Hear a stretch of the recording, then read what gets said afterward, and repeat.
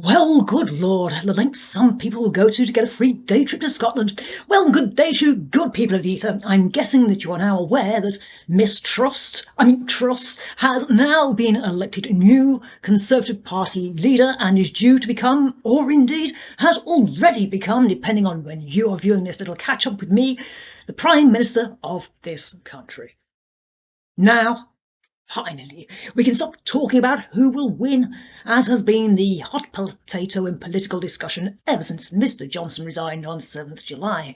And yet, even prior to his leaving post, there had been speculation as his standing again for office on future occasions, or even troubling the Americas.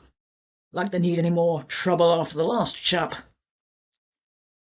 Ms. Truss won with a slenderer than expected margin of 170,000 people voting 57% in favour of her, leaving Mr. Sunak only 43%, numbers that the media keep quoting.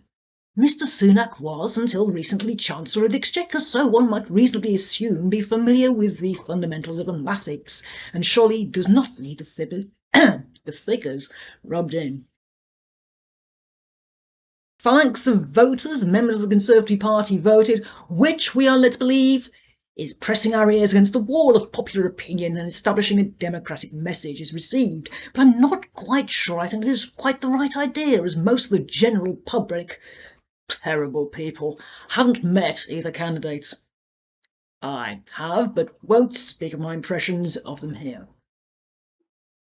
I have my concerns regarding Miss Truss, as did some of my constituents, one of whom writing that the choice between, and I quote, using their own language, a woman and a... I pointed out that Mr. Sunak was born in Southampton, is of Hindu extraction, but I'm not sure they grasp the subtlety of my point. My doubts lie in regards to Miss Truss's apparent inconsistencies, having bolted from the Liberal Democrats. Whilst in itself an understandable action, it smacks of flippity-jibbitiness and indicative of a flighty nature. Also, while she claims to stand vehemently against woke culture, a common-sense stance, somewhat incongruously cites a song by the popular beat combo Wham! Wake Me Up Before You Go Go, as her favourite karaoke track. Though one should hope that one does remain awake during the conduct of parliamentary business, although I must confess I sometimes feel the need to rest my eyes on occasion. Normally when Sir Starmer is at the dispatch box, he does drone rather.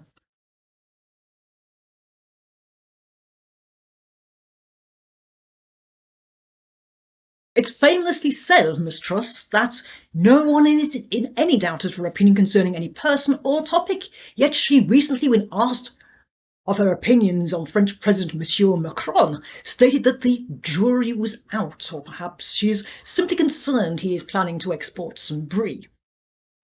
I also hear that she's notoriously competitive when playing Monopoly with family members, and will find or create new, previously unheard of interpretations of the rules to bolster the verdict that she has won despite contrary evidence.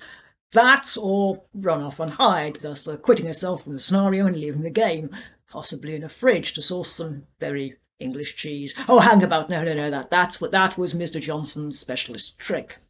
I bet she has her own family board, has her inking Lizzie's space, no parking in the Whitehall Square. Well, all I can say in response to that is that now she's won the biggest thing going in the country, that she'd better not employ similar tactics should she inveigle me into a game of tiddlywinks. I play to win too.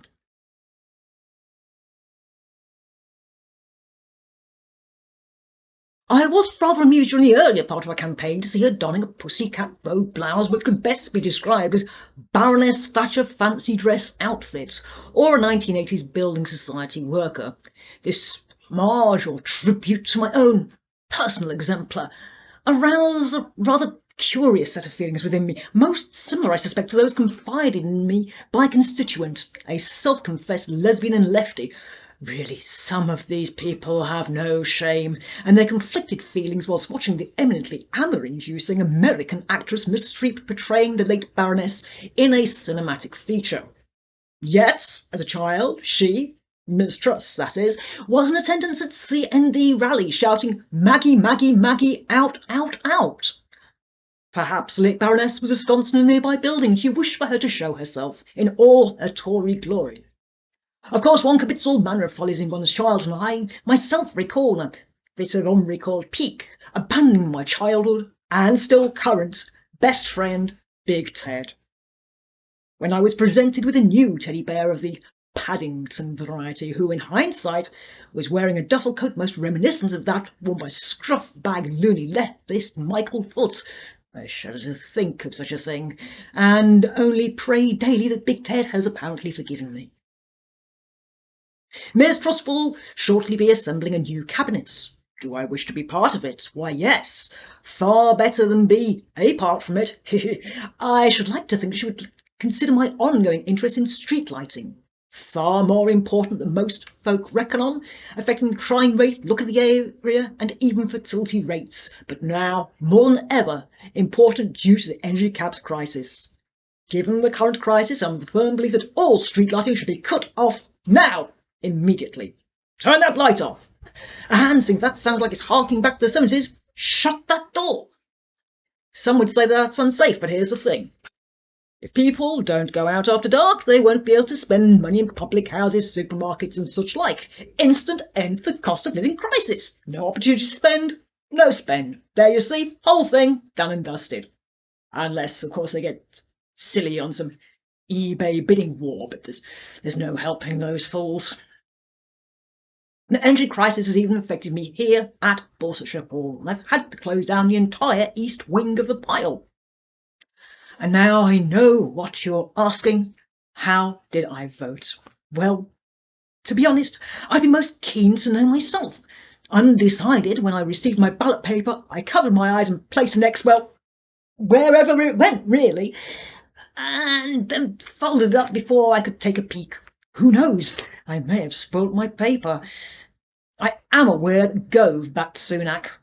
Perhaps he's wise to the fact he used to work in his parents' chemist in the hopes for some pharmaceuticals gratis.